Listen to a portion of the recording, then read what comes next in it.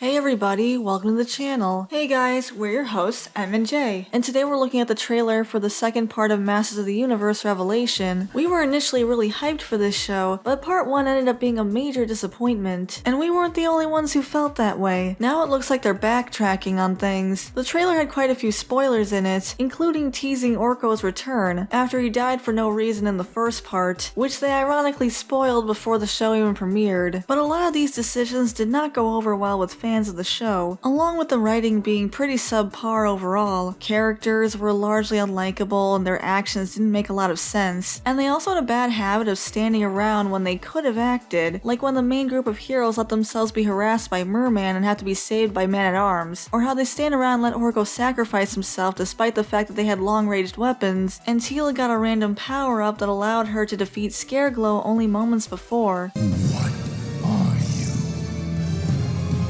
Oh, Scareglow. I'm your worst nightmare.